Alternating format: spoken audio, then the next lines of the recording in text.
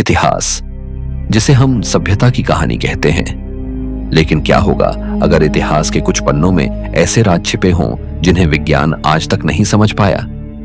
ऐसे रहस्यमयी स्थल जिनकी रचना असंभव लगती है, ऐसे प्रतीक जिनका अर्थ कोई नहीं जानता, और ऐसे पत्थर जो हजारों साल बाद भी सवाल पूछ रहे हैं। हमारे अस्तित्व की शुरुआत आखिर कहां से हुई? पुरातत्व विज्ञान ने हमारी दुनिया के कई रहस्यों को उजागर किया है, पर कुछ खोजें ऐसी हैं जो हर सिद्धांत को चुनौती देती हैं।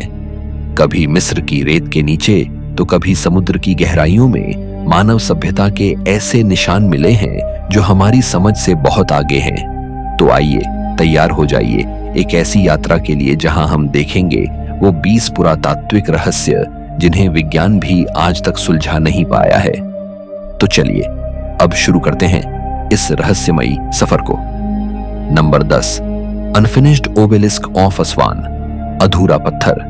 जो सवाल बन गया, मिस्र की धरती पर नील नदी के पूर्वी किनारे पर अस्वान नामक क्षेत्र में एक ऐसा रहस्य छिपा है जो इतिहास के हर अध्याय को चुनौती देता है। यह है अनफिनिश्ड ओबेलिस्क, यानी अधूरा स्तंभ। एक ऐसा पत्थर जो पूरा हो जाता तो दुनिया का सबसे विशाल एकल शिला स्तंभ होता।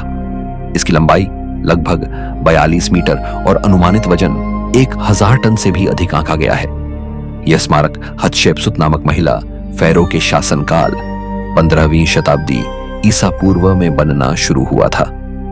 हतशेपसुत मिस्र की सबसे महत्वाकांक्षी शासक मानी जाती हैं, जिन्होंने कई भव्य निर्माण करवाए।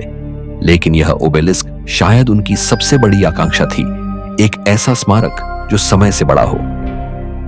यह विशाल पत्थर आज भी अपनी मूल स्थिति में पड़ा है, आंशिक रूप से चट्टान से जुड़ा हुआ। इसे 3 ओर से काटा जा चुका था, लेकिन निचला हिस्सा अब भी चट्टान से जुड़ा हुआ रह गया। जब काम चल रहा था तब पत्थर में अचानक दरारें आ गईं और मजदूरों ने काम रोक दिया। ये दरारें इस बात का सबूत हैं कि उस समय के कारीगर किस हद तक सटीकता और साहस के साथ काम कर रहे थे। वे डोलराइट नामक कठोर पत्थरों से इस ग्रेनाइट को तोड़ते थे, बिना लोहे या इस्पात के औजारों के। सवाल यह है कि उन्होंने इतने विशाल पत्थर को खदान से निकालने, उसे खड़ा करने और संभवतः मंदिर तक पहुंचाने की योजना आखिर कैसे बनाई होगी? आज के आधुनिक इंजीनियर भी स्वीकार करते हैं कि इतने बड़े पत्थर को बिना क्रेन या मशीनों के हिलाना लगभग असंभव है। कुछ सिद्धांतों के अनुसार वे शायद इसे लकड़ी के स्लीज पर रखकर चिकनी मिट्टी या पानी से बनी फिसलन भरी पटरियों पर खींचते रहे होंगे, या फिर किसी विशेष प्रकार की नाव बनाकर नदी में तैराकर ले जाने की योजना रही होगी। लेकिन किसी भी प्राचीन चित्र या शिलालेख में इस प्रक्रिया का उल्लेख नहीं मिलता। यह एक ऐसा खालीपन है जो मिस्र की इंजीनियरिंग समझ पर सवाल उठाता है। इतना बड़ा पत्थर बनाने की प्रेरणा भी एक रहस्य है। क्या यह हतशेपसुत की महत्वाकांक्षा का परिणाम था, जिन्होंने अपने युग के पुरुष शासकों से बड़ा निर्माण कर इतिहास में अपनी श्रेष्ठता सिद्ध करना चाहा? या यह किसी विशेष धार्मिक मंदिर के लिए बनाया जा रहा था जिसकी योजना समय के साथ खो गई? और अगर यह पूरा हो जाता तो क्या इसे कारनाक जैसे भव्य मंदिर में स्थापित किया जाना था?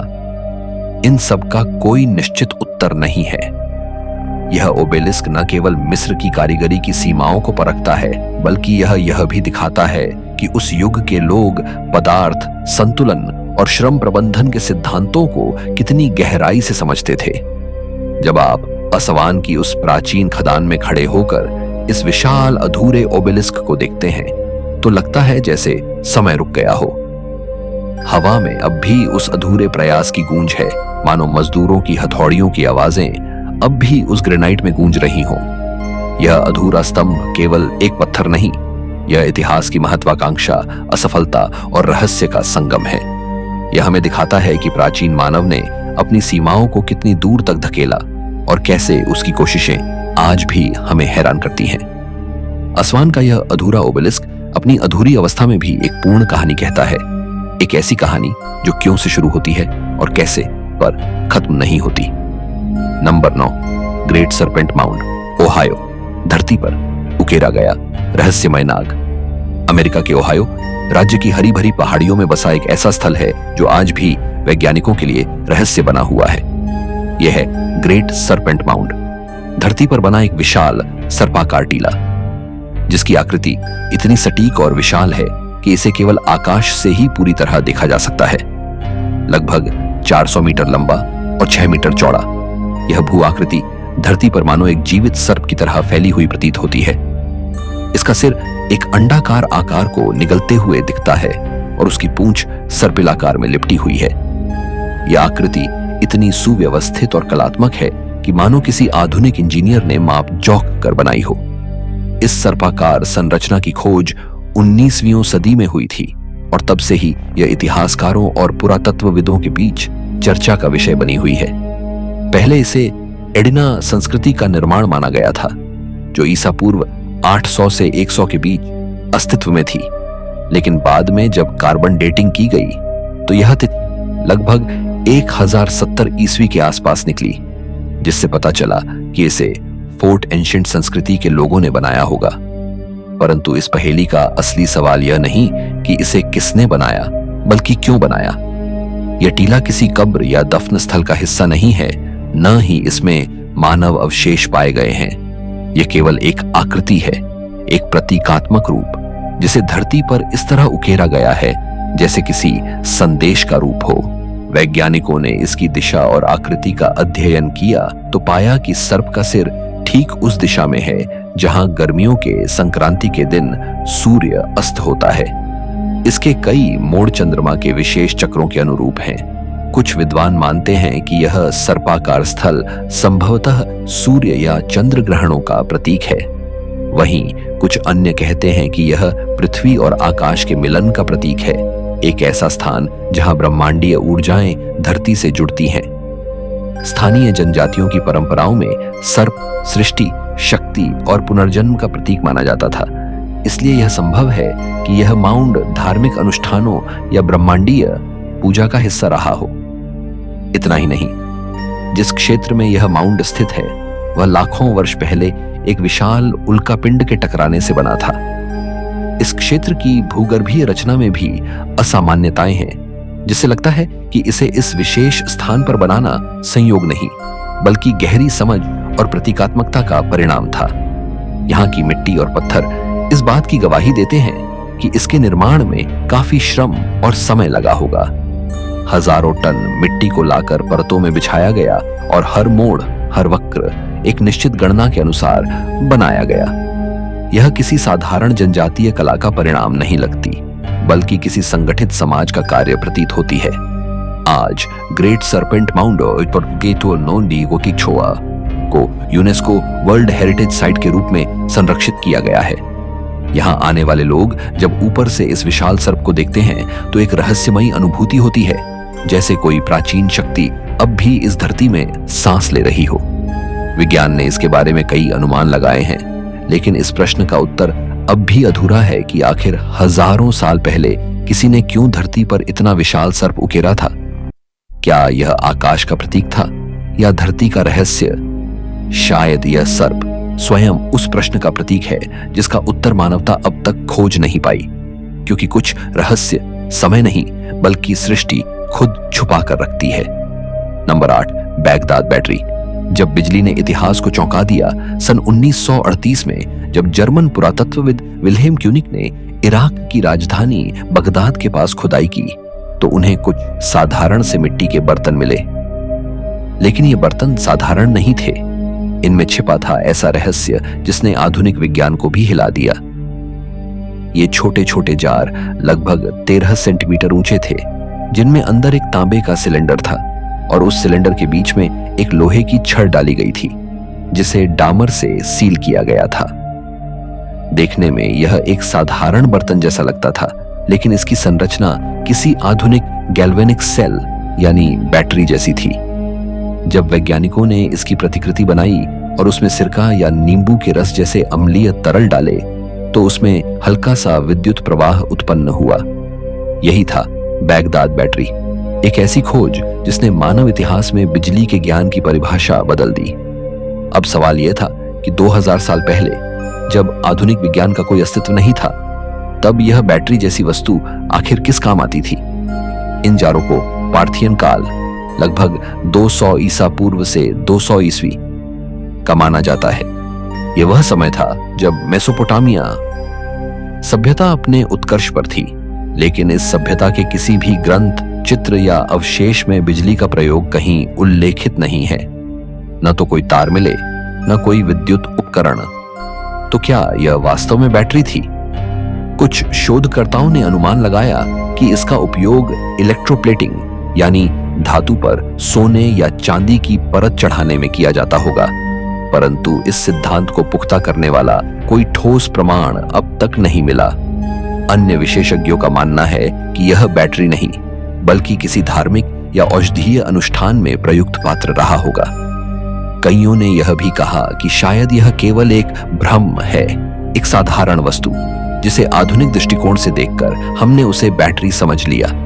लेकिन फिर भी सवाल वही है, अगर यह बैटरी नहीं थी तो इसकी रचना इतनी वैज्ञानिक क्यों लगती है? तांबा, लोहा और अम्ल, ये तीनों तत्व मिलकर एक विद्युत धारा उत्पन्न करते हैं। यह तथ्य आज का नहीं बल्कि सार्वभौमिक है। तो क्या प्राचीन मेसोपोटामिया के लोग उस वैज्ञानिक सिद्धांत को जानते थे जिसे हम आज वोल्टेज कहते हैं? दिलचस्प बात यह है कि ऐसे कुछ और जार भी पास के क्षेत्रों में मिले, लेकिन बहुत कम संख्या में। इससे यह भी रहस्य गहराता है कि क्या यह कोई दुर्लभ प्रयोग था या किसी खोई हुई तकनीक का अवशेष। कई इतिहासकार इसे प्राचीन प्रयोगशाला का संकेत मानते हैं, जहां संभवतः किसी ने पहली बार बिजली के साथ प्रयोग किया था। परंतु यह रहस्य भी वहीं दफन हो गया, जैसे यह बर्तन हजारों वर्षों तक मिट्टी में छिपे रहे। आज बैगदाद बैटरी जर्मनी और इराक के संग्रहालयों में रखी गई है, और यह विज्ञान और पुरातत्व के बीच उस पतली रेखा की याद दिलाती है जहां तथ्य और कल्पना मिल जाते हैं। यह एक प्रतीक है उस प्राचीन ज्ञान का जो शायद समय के साथ खो गया, एक ऐसी सभ्यता का जो बिजली की शक्ति से खेल रही थी, जबकि बाकी दुनिया अब भी आग जलाना सीख रही थी। शायद हम कभी न जान पाए कि इसका असली उद्देश्य क्या था, पर इतना निश्चित है कि यह बैगदाद बैटरी साबित करती है अतीत भविष्य से कहीं ज्यादा जटिल और रहस्यमय था। नंबर 7, अजंता की गुफाएं। बिना रोशनी के बनी अद्भुत कलाकृतियां भारत के महाराष्ट्र राज्य की वाघोरा नदी की एक गहरी घाटी में स्थित अजंता की गुफाएं आज भी अपने भीतर एक ऐसा रहस्य समेटे हैं जो विज्ञान को चुनौती देता है। यह 30 गुफाएं हैं जो दूसरी शताब्दी ईसा पूर्व से लेकर 6ठी शताब्दी ईस्वी तक पत्थरों को काटकर बनाई गई थी। इन गुफाओं की दीवारों पर उकेरी गई मूर्तियां और चित्र बौद्ध धर्म की कहानियां, जातक कथाएं और प्राचीन जीवन की झलक दिखाती हैं।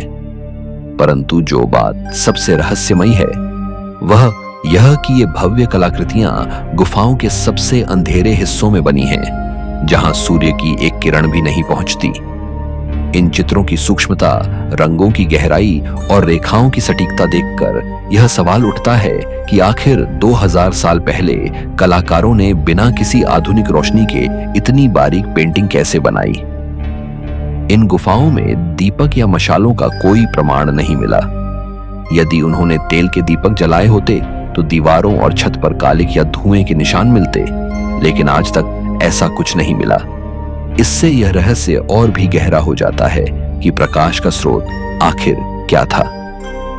कुछ विशेषज्ञों का मानना है कि प्राचीन कलाकारों ने सूर्य के प्रकाश को परावर्तित करने के लिए कांसे के दर्पण या पानी से भरे पात्रों का उपयोग किया होगा, जिनसे रोशनी अंदर के अंधेरे भागों तक पहुंचाई जाती थी। वहीं कुछ अन्य विद्वान कहते हैं कि उन्होंने विशेष प्रकार के दिए बनाए होंगे जो बिना धुएं के जलते हों। परंतु इन सभी सिद्धांतों के लिए कोई ठोस पुरातात्विक प्रमाण अब तक नहीं मिला है। इन गुफाओं के चित्रों की गुणवत्ता देखकर यह भी स्पष्ट होता है कि कलाकारों को रंग, प्रकाश और दृष्टि का गहरा ज्ञान था। वे प्राकृतिक खनिजों और पौधों से रंग बनाते थे, जैसे लाल गेरू, नीला लाजवर्द, पीला हेमाटाइट और हरे रंग के लिए मलेराइट पत्थर। इन रंगों को छूने की परत पर लगाया जाता था और 1500 साल बाद भी ये रंग आज तक चमकदार बने हुए हैं। अजंता की गुफाएं सिर्फ एक धार्मिक केंद्र नहीं, बल्कि उस युग की वैज्ञानिक और कलात्मक परिपक्वता का प्रमाण है। गुफाओं की बनावट इस तरह की गई है कि उनमें ध्वनि गूंजती है जिससे साधक ध्यान करते समय आध्यात्मिक कंपन महसूस कर सके। कुछ गुफाओं में पत्थरों को इस कोण पर काटा गया है कि सुबह की पहली किरण सीधे बुद्ध की मूर्ति के चेहरे पर पड़े। यह न केवल धार्मिक प्रतीक है बल्कि उस समय के खगोल शास्त्र और वास्तुकला की समझ को भी दर्शाता है। अजंता की दीवारों पर चित्रित बोधिसत्व, पद्मपाणि और अवलोकितेश्वर जैसे चित्र इतने जीवंत हैं कि लगता है जैसे वे अभी अभी जीवित हो उठेंगे।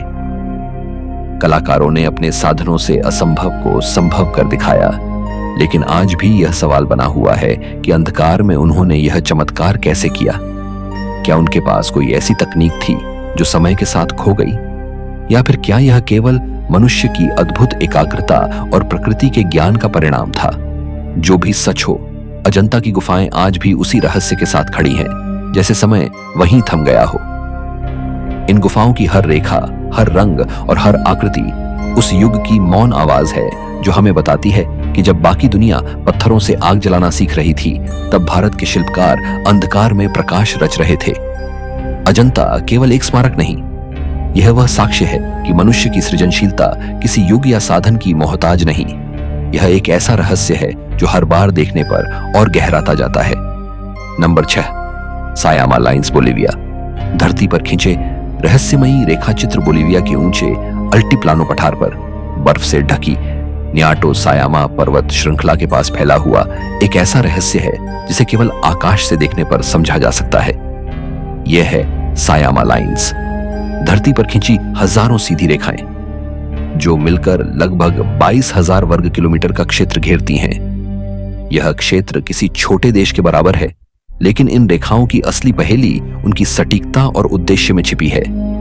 सैकड़ों किलोमीटर लंबी ये रेखाएं इतनी सीधी हैं कि आज के आधुनिक सर्वेक्षण उपकरण भी वैसी रेखा खींचने में कठिनाई महसूस करें। यह कोई आधुनिक इंजीनियरिंग का करिश्मा नहीं, बल्कि हजारों साल पहले के आदिवासी लोगों की रचना है। सायामा लाइंस नाज़का लाइंस की तरह किसी जानवर या आकृति का रूप नहीं बनाती। वे केवल सीधी रेखाएं हैं, एक के बाद एक दूसरे को काटती हुई, पहाड़ियों, घाटियों और मैदानों से गुजरती हुई। कुछ रेखाएं तो 20 किलोमीटर से अधिक लंबी हैं और फिर भी सीधी बनी रहती हैं। यह सोचकर ही आश्चर्य होता है कि जब कोई आधुनिक मापतौल उपकरण नहीं था, तब इन रेखाओं को इतनी सटीकता से कैसे बनाया गया होगा। वैज्ञानिकों का कहना है कि ये रेखाएं धरती की ऊपरी परत से गहरे भूरे रंग की मिट्टी को हटाकर नीचे की हल्की मिट्टी को उजागर करके बनाई गई थीं। यानी इन्हें खोदा नहीं गया बल्कि साफ किया गया। यह काम साधारण नहीं था, इसके लिए सैकड़ों लोगों का एक साथ काम करना जरूरी था। अब सवाल यह है कि इतनी विशाल और श्रमसाध्य परियोजना आखिर किस उद्देश्य से बनाई गई। कुछ विद्वानों का मानना है कि यह धार्मिक या आध्यात्मिक मार्ग रहे होंगे। ऐसी पथरेखाएं जिन पर धार्मिक जुलूस चलते थे या जिनका संबंध स्थानीय देवताओं से रहा होगा। कुछ का कहना है कि ये रेखाएं विभिन्न पवित्र स्थलों, पर्वतों या चुल्पास यानी दफन टावरों को जोड़ती थीं। बोलिविया के आदिवासी समुदायों के लिए पर्वत स्वयं एक जीवित देवता माने जाते थे, इसलिए संभव है कि यह नेटवर्क उन देवताओं के प्रति सम्मान व्यक्त करने का तरीका रहा हो। परंतु यह सिद्धांत सभी सवालों का उत्तर नहीं देता। इन रेखाओं का घनत्व इतना अधिक है कि वे किसी एक धार्मिक उद्देश्य से अधिक जटिल प्रतीत होती हैं। कुछ विशेषज्ञों का कहना है कि यह शायद किसी प्रकार का मानचित्र रहा होगा, एक ऐसा आध्यात्मिक नक्शा जो धरती और आकाश के बीच संबंध को दर्शाता था। कुछ खगोलविदों ने यह भी सुझाव दिया कि इनमें से कुछ रेखाएं सूर्य या तारों के उदय अस्त की दिशा से मेल खाती हैं, यानी यह संभवतः खगोलीय गणना के लिए भी प्रयुक्त होती थीं। लेकिन सबसे बड़ा रहस्य यह है कि इतने विशाल क्षेत्र में कोई केंद्रीकृत योजना कैसे बनी होगी। कोई लिखित रिकॉर्ड नहीं, कोई औजार नहीं, कोई निशान नहीं कि किसने, कब और क्यों यह कार्य किया। आधुनिक सैटेलाइट सर्वेक्षणों ने दिखाया कि इन रेखाओं का कोई स्पष्ट पैटर्न नहीं है। वे किसी केंद्र से फैलती नहीं, बल्कि हर दिशा में बिखरी हैं, जैसे किसी अज्ञात ऊर्जा के प्रवाह का प्रतीक हो। सायामा लाइंस मानवता की उस क्षमता का प्रतीक है जो असंभव को संभव बनाती है। वे यह बताती हैं कि कभी धरती पर ऐसे लोग भी थे जिन्होंने बिना किसी आधुनिक तकनीक के केवल अपनी दृष्टि, श्रम और आस्था के बल पर धरती को एक जीवंत कैनवास बना दिया। आज भी जब वैज्ञानिक इन रेखाओं को ड्रोन और सैटेलाइट से देखते हैं तो उन्हें वही सवाल सताता है, आखिर इन सीधी रेखाओं के पीछे कौन सा रहस्य छिपा है? क्या यह केवल धार्मिक प्रतीक है या किसी खोई हुई सभ्यता का कोड? जब तक इसका उत्तर नहीं मिलता, सायामा लाइंस यूं ही चुपचाप आकाश की ओर देखती रहेंगी, मानो किसी को अपने रहस्य बताने के लिए सही समय का इंतजार कर रही हो। Number 5, Nan Madol, Micronesia. समुद्र के बीच बना खोया हुआ नगर, प्रशांत महासागर के बीच बसे माइक्रोनेशिया द्वीप समूह में पोनपेई नामक द्वीप के पूर्वी तट पर लहरों के बीच छिपा है एक ऐसा शहर जो आज भी पुरातत्व की सबसे गहरी पहेली बना हुआ है। इसे नन माडोल कहा जाता है, जिसका स्थानीय अर्थ है अंतरालों के बीच। यह नाम बिल्कुल उपयुक्त है क्योंकि यह शहर समुद्र की सतह पर बने छोटे छोटे कृत्रिम द्वीपों पर फैला हुआ है, जिन्हें पत्थर की दीवारों और जल नालों के बीच जोड़कर बनाया गया था।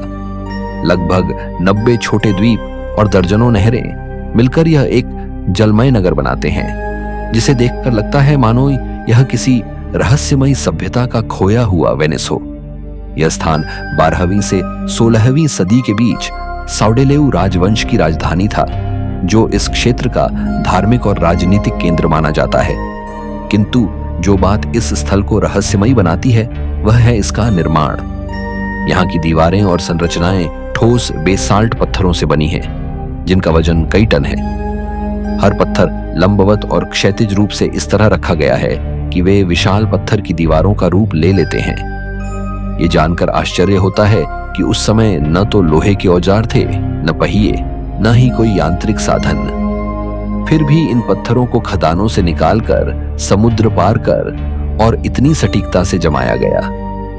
पुरातत्वविदों ने आज तक यह नहीं समझा कि इन भारी पत्थरों को कैसे लाया गया होगा। कुछ का अनुमान है कि पत्थरों को तैरते हुए बांस के बेड़ों पर लाया गया होगा, जबकि कुछ अन्य मानते हैं कि शायद उन्हें किसी खोई हुई तकनीक के जरिए स्थानांतरित किया गया। स्थानीय किंवदंतियों के अनुसार यह नगर जादुई शक्तियों की सहायता से बनाया गया था। कहा जाता है कि निर्माताओं ने मंत्रों और आत्मिक शक्तियों के बल पर इन विशाल पत्थरों को हवा में उड़ाया था। वैज्ञानिक दृष्टि से यह बात असंभव लगती है, पर जब आधुनिक उपकरणों से भी इन पत्थरों को हिलाना मुश्किल है, तो यह किंवदंती भी अपने आप में कुछ मायने रखती है। नन माडोल का विन्यास भी असाधारण है।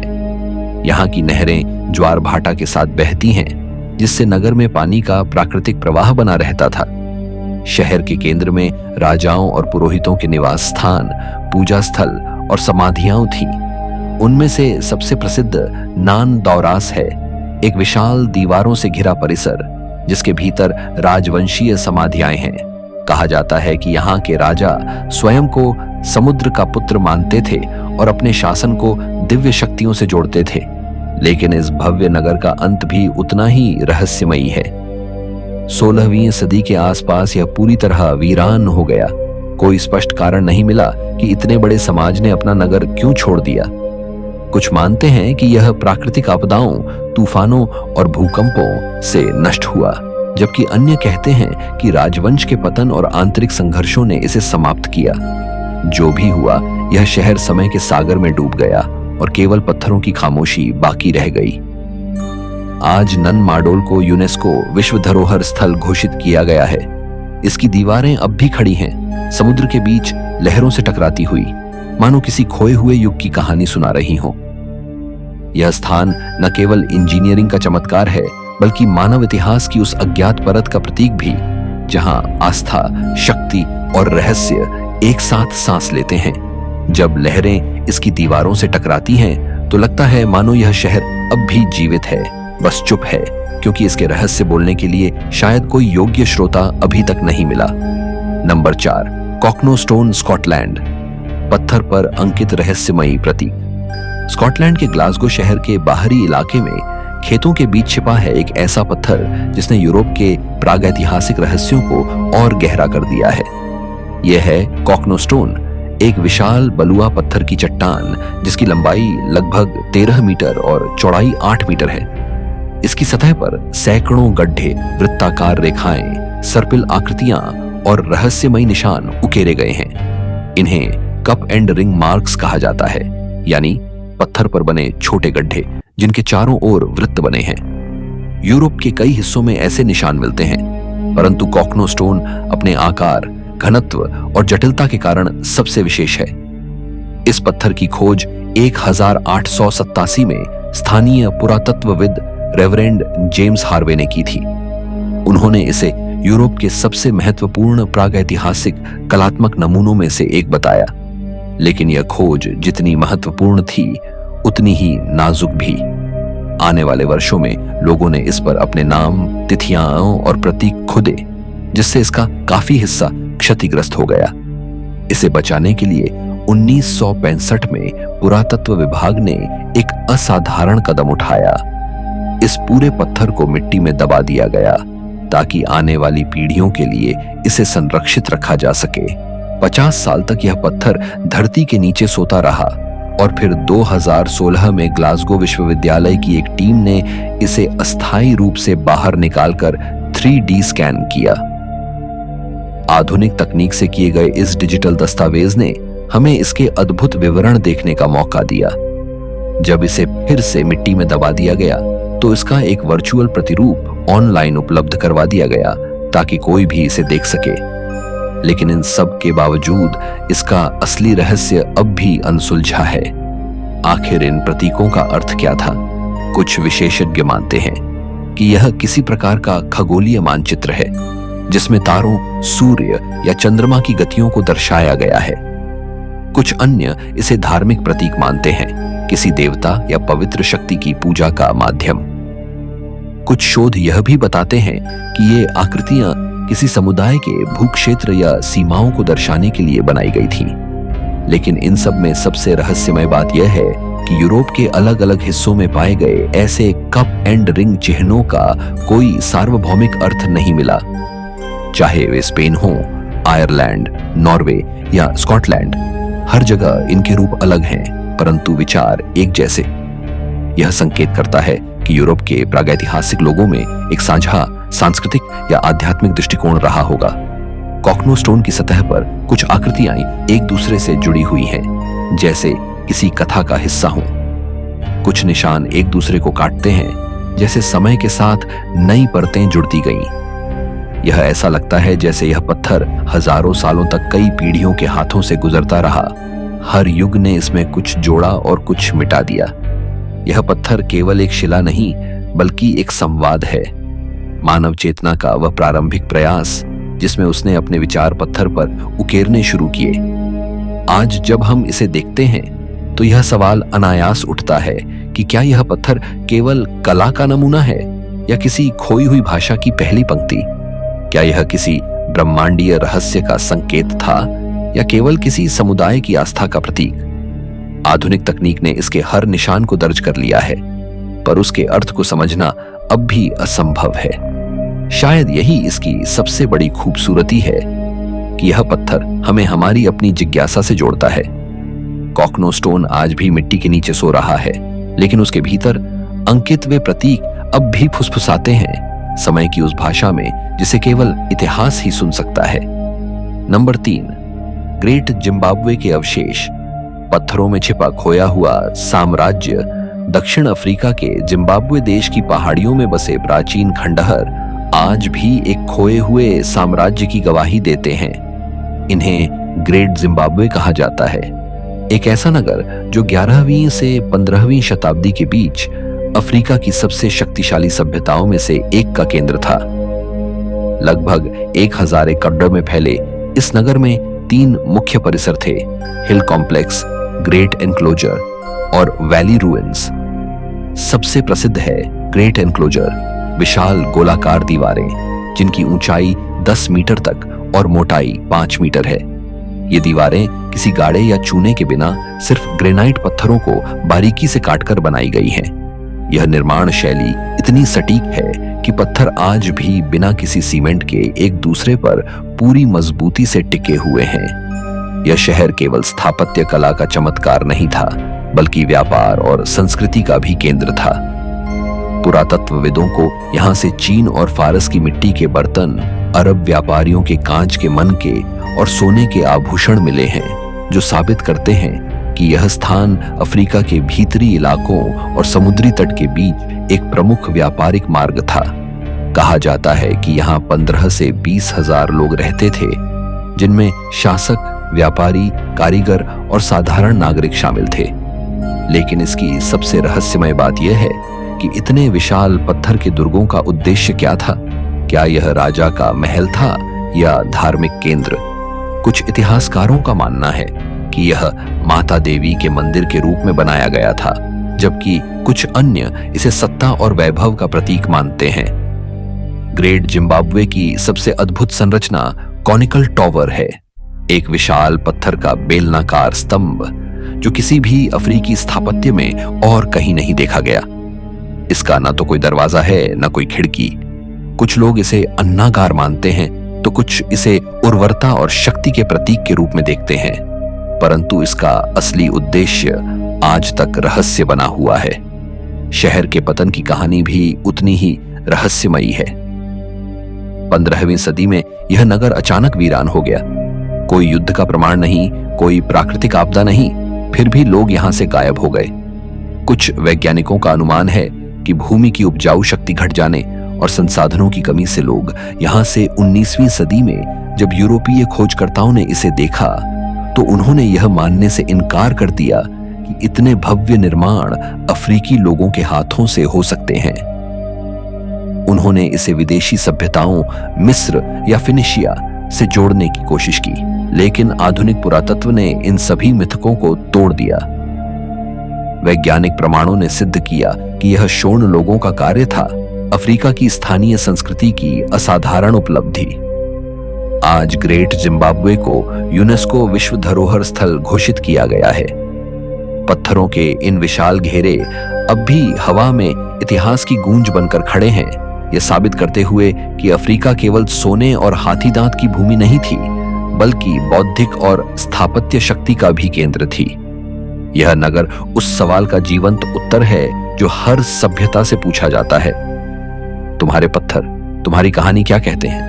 और ग्रेट जिम्बाब्वे के पत्थर आज भी कहते हैं, हमने साम्राज्य बनाए पर हमने रहस्य छोड़ दिए ताकि आने वाले युग हमें कभी भूल न पाए।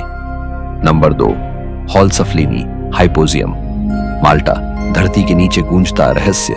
भूमध्य सागर के छोटे से द्वीप राष्ट्र माल्टा के नीचे धरती की गोद में छिपा है एक ऐसा भूमिगत संसार जो मानव सभ्यता की कल्पना से भी पुराना है।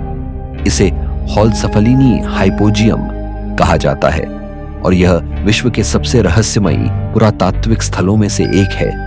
1902 में जब एक निर्माण कार्य के दौरान मजदूरों ने गलती से जमीन के नीचे एक गुफा जैसी जगह खोजी तो किसी को अंदाजा नहीं था कि वे मानव इतिहास की सबसे अनोखी खोज करने वाले हैं। खुदाई में सामने आया एक बहुस्तरीय भूमिगत परिसर जो न केवल दफनाने की जगह थी बल्कि एक ऐसा पवित्र स्थल भी था जहां धर्म, विज्ञान और ध्वनि का संगम होता था। लगभग 4000 से 2500 ईसा पूर्व के बीच निर्मित यह हाइपोजियम पूरी तरह चूना पत्थर की चट्टानों में काटकर बनाया गया है।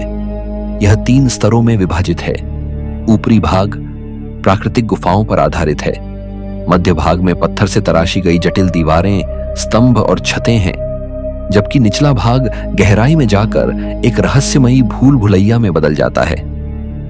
इसके अंदर के गलियारे और कक्ष इतने सटीक ढंग से तराशे गए हैं कि वे आज भी वास्तुकला की दृष्टि से पूर्ण हैं। लेकिन सबसे अद्भुत है ओरेकल रूम, एक छोटा सा कक्ष जिसकी ध्वनि गूंज इतनी गहरी है कि जब कोई व्यक्ति इसमें बोलता है तो उसकी आवाज पूरी संरचना में गूंज उठती है।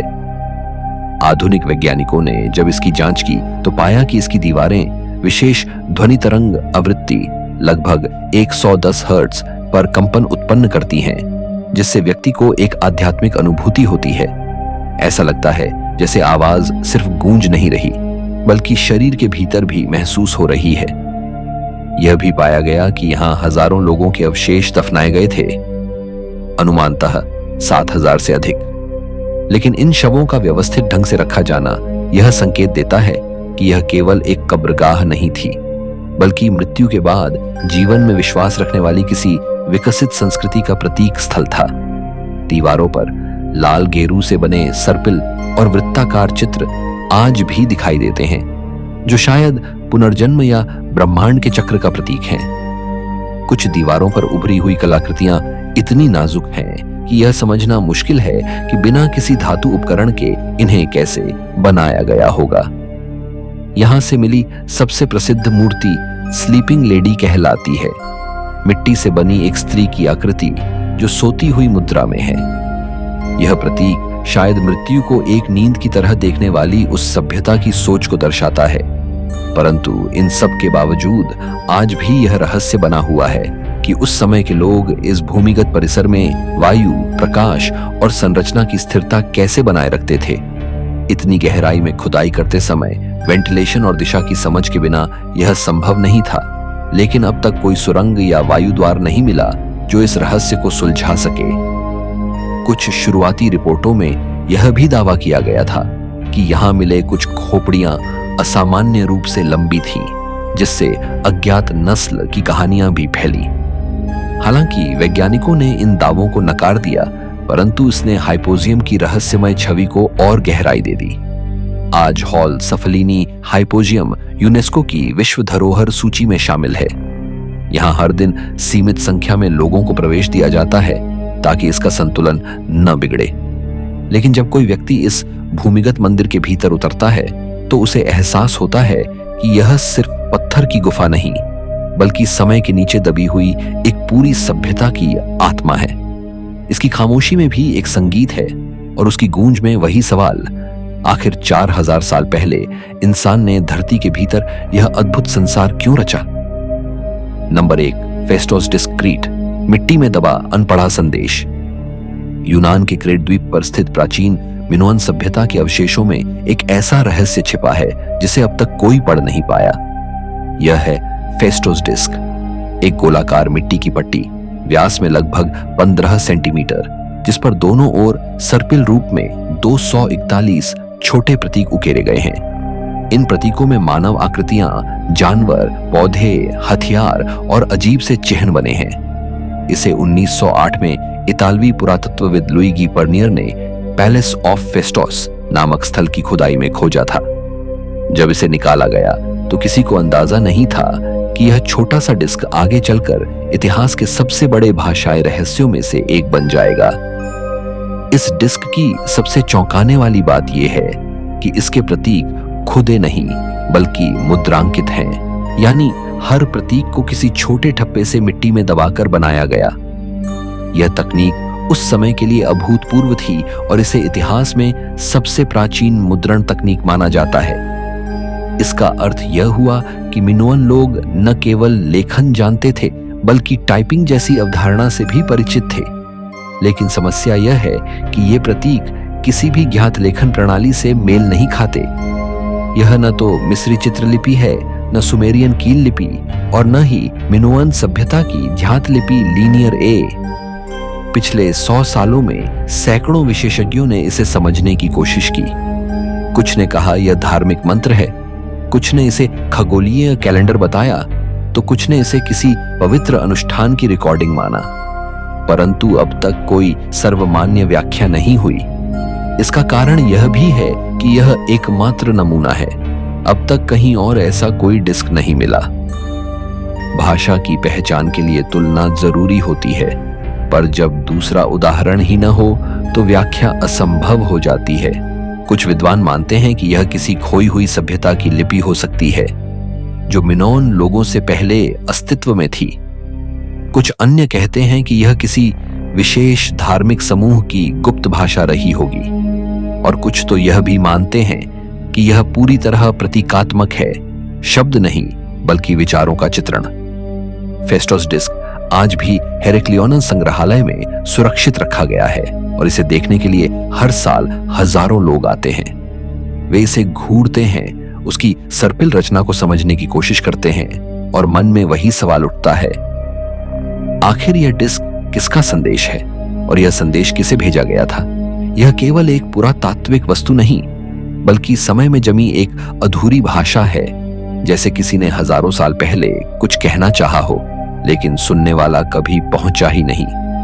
आज भी हर नई तकनीक और हर नया सिद्धांत इस डिस्क की व्याख्या करने की कोशिश करता है, लेकिन यह अब भी मौन है।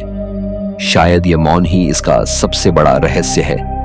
यह हमें याद दिलाता है कि सभ्यताओं के शिखर पर भी कुछ बातें ऐसी होती हैं जो कभी शब्दों में नहीं कही जा सकती। फेस्टोस डिस्क उसी अनकहे संवाद का प्रतीक है, एक ऐसा संदेश जो समय की धूल में दब गया, पर आज भी अपनी सर्पिल लिपि से हमें देख रहा है, मानो कह रहा हो, मैं तुम्हें जानता हूं, लेकिन तुम अब भी मुझे समझने के लिए तैयार नहीं। आज के वीडियो में इतना ही दोस्तों। ये पूरा तात्विक रहस्य हमें यह सिखाते हैं कि इतिहास केवल वो नहीं जो किताबों में लिखा गया, बल्कि वो भी है जो पत्थरों, दीवारों और धरती के नीचे दबा है। हर खोज, हर अवशेष, हर प्रतीक हमें बताता है कि इंसान की जिज्ञासा और उसकी सृजनशीलता अनंत है। कुछ रहस्य सुलझ जाते हैं, कुछ रहस्य हमें सोचने पर मजबूर कर देते हैं, लेकिन यही रहस्य मानव सभ्यता को जिंदा रखते हैं, क्योंकि जब तक सवाल बाकी हैं, तब तक खोज जारी है। तो चलिए अगले वीडियो में फिर मिलते हैं एक और नई रहस्यमयी यात्रा के साथ।